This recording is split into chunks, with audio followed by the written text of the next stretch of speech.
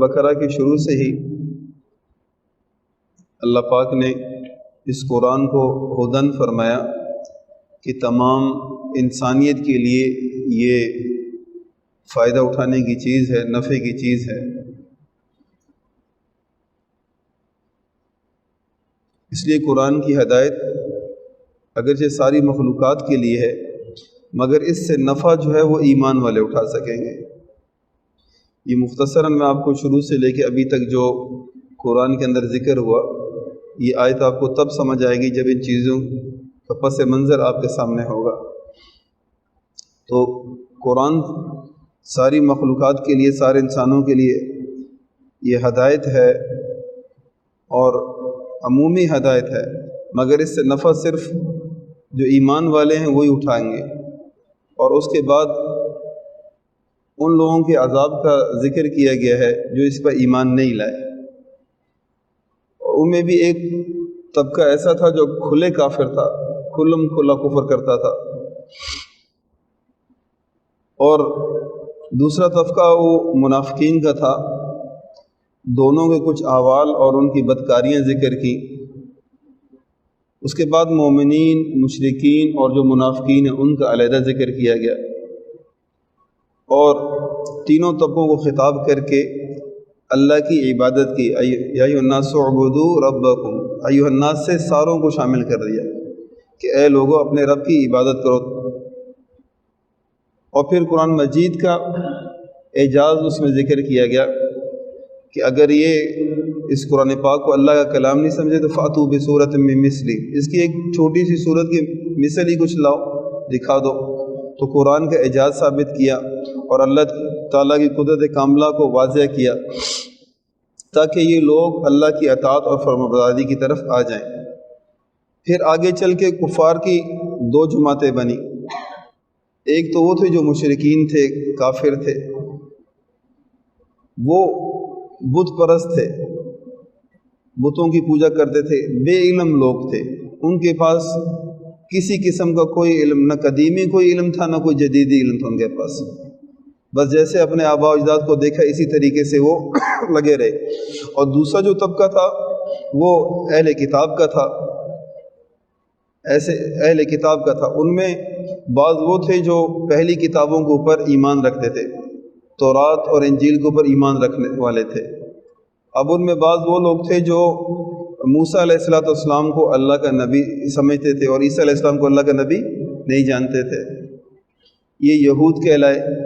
اور جو عیسیٰ علیہ السلام کو اللہ کا نبی سمجھتے اور موسیٰ علیہ السلام کو نہیں سمجھتے تو یہ عیسائی کہلائے۔ پھر اس کے بعد کیونکہ جب رسول اللہ صلی اللہ علیہ وسلم مدینہ طیبہ تشریف لائے تو مدینہ طیبہ کے اندر، مدینہ کے ارد گرد اکثر انہی لوگوں کا ہجوم تھا جو اہل کتاب تھے، اس لیے ان کو یا اہل الکتاب سے پکارا گیا ہے۔ اس میں ایک بات سمجھنے کی یہ ہے کہ جو اہل کتاب تھے یعنی یہود اور جو نصرانہ کے اندر ایک بات یہ تھی، وہ موسیٰ علیہ السلام کو وہ اللہ کا یعنی ان کو معصوم نہیں سمجھتے تھے، ان کو اللہ کا نبی نہیں سمجھتے تھے۔ کتاب کو مانتے تھے لیکن موسیٰ علیہ السلام کو معصوم نہیں سمجھتے تھے۔ تو اب اس دور کے اندر جو اہل کتاب ہیں، یاد رکھو آگے چل کے یہ بات اور واضح ہو جائے گی کہ وہ اہل کتاب نہیں ہیں جو اس دور میں تھے۔ اس لیے اہل کتاب کے ساتھ نکاح کا جو جواز آتا تھا ان اہل کتاب کے ساتھ ہے، آج کے دور کے اہل کتاب کے ساتھ نکاح جائز ہے نہیں ہے، اس لیے کہ اکثر ان میں جو ہے ایک تو کتاب ہی ان کی رد و بدل ہے، ہر 10 میل کے بعد آپ ان کی کتاب اٹھا لیں تو آپ کو ان کی کتاب میں تبدیلی نظر آئے گی۔ ایک واحد کلام ہے جو کتاب اللہ ہے، قرآن مجید ہے، کہ جس کی حفاظت کی ذمہ داری اللہ پاک نے خود اٹھائی ہوئی ہے۔ تو اب اس سارے پس منظر کو بیان کرنے کے بعد دوبارہ جو ہے ایک دعوت دی جا رہی ہے، ان کو دعوت فکر دی جا رہی ہے، کیونکہ جو کسی کے اوپر کوئی احسان کرے تو اس کو احسان گنا کے اظہار کیا جاتا ہے کہ دیکھو تمہارے ساتھ اتنے احسانات کیے گئے ہیں، تو اس کا صلہ یہ ہے کہ تم بات مانو۔ تو یہاں سے یا بنی اسرائیل سے اے اسرائیل، اسرائیل حضرت یعقوب علیہ السلام کا نام ہے، عبرانی زبان کا لفظ ہے۔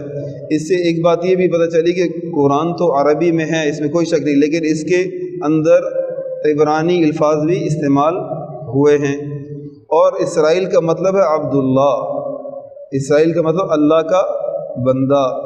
تو یہاں پہ جو خطاب ہے وہ یہ نہیں کہا انہوں نے کہ یا بنی یعقوب، کیونکہ نام تو یعقوب علیہ السلام ہے ان کا، لیکن یہاں پہ کیا کہا؟ یا بنی اسرائیل۔ ان کو ایک احساس دلانا کہ وہ سمجھتے ہیں کہ اسرائیل کا مطلب ہے اللہ کا بندہ، کہ تم اللہ کے بندے کے ساتھ ہو اور تم اس کے ماننے والے ہو، اس کی اولاد میں سے ہو۔ وہ تو اللہ کی عبادت کرتے تھے اور تم کس طرف چل پڑے؟ ایک بات تو یہاں پہ یہ۔ دوسری، علماء نے لکھا ہے کہ حضور پاک علیہ السلام وہ واحد نبی ہیں جن کو اللہ نے کئی نام عطا فرمائے ہیں، اور ایک یعقوب علیہ السلام انبیاء کے اندر کے ان کو دو نام اللہ نے دیے، ایک یعقوب اور ایک اسرائیل، یہ ان کا خاصہ ہے۔ اس کے علاوہ کسی نبی کو دو نام نہیں دیے گئے۔ تو یہاں پہ اللہ پاک ان کو مخاطب کر کے کیا فرماتا ہے؟ یا بنی اسرائیل، اے یعقوب علیہ السلام کی اولاد۔ یہ آپ یاد رکھیے گا، یہاں پہ جو اسلوب چل رہا ہے وہ جتانا نہیں ہے، احساس دلانا ہے۔ بعض باتیں کی جاتی ہیں وہ جتانے کے لیے نہیں کی جاتی ہیں، ان کے احساس ذمہ داری، ان کا مقام سمجھانے کے لیے کیا جاتا ہے۔ اور اس میں خاص کر ایک امت محمدیہ علیہ السلام کا ایک فضیلت بھی بیان کی گئی ہے کہ بنی اسرائیل کو جب مخاطب کیا گیا تو ان کو پہلے نعمتیں گنائیں گی، اور جب حضور کی امت کو یاد کیا گیا تو نعمتیں نہیں یاد دلائی گئی، بلکہ فرما فاذکرونی اذکرکم، یہاں پہ تم میری ان نعمتوں کو یاد کرو۔ پہلے ساری نعمتیں یاد کی، پھر اس کے بعد اپنی طرف دعوت دی۔ اور امت محمدیہ کے ساتھ شفقت اور محبت دیکھو کہ بیچ میں کوئی واسطہ ہی نہیں رکھا، کوئی احسان نہیں جتایا گیا، بلکہ فاذکرونی اذکرکم، بلا واسطہ، بغیر کسی کو یہ نہ کہے کہ اللہ تک پہنچنے کے لیے سیڑھی لگانی پڑتی ہے، کہ اللہ کے پہنچنے کے لیے کوئی واسطہ اختیار کرنا پڑ رہا ہے۔ ہم وسیلے کے انکار نہیں کرتے، وسیلے کا انکار نہیں کرتے ہیں، لیکن اگر وسیلہ پکڑنا ہی ہے تو سب سے بڑا وسیلہ محمد رسول اللہ صلی اللہ علیہ وسلم کا ہے۔ آپ سے بڑا وسیلہ کوئی کتب نہیں، کوئی ابدال نہیں، کوئی ولی نہیں، کوئی شیخ الحدیث نہیں، کوئی مفسر نہیں، کوئی محدث نہیں، سب سے بڑا وسیلہ رسول اللہ صلی اللہ علیہ وسلم کا ہے۔ اور پھر آقا علیہ السلام کون سا وسیلہ پکڑتے تھے؟ اگر تھوڑا سا عقل سلیم ہو، انسان سوچے تو خود پتہ چل جائے گا کہ اللہ کے نبی کی دعوت کیا تھی، اور اللہ کے نبی کس کو پکارتے تھے، کس کو پکارتے تھے۔ تو اس لیے امت محمدیہ کا خاصہ ہی ہے کہ اللہ نے ان کو نحن اقرب الیہ من حبل الورید، جو رگ حیات سے بھی زیادہ قریب ہو، اس کے لیے کس سیڑھی کی ضرورت، کس واسطے کی ضرورت ہے۔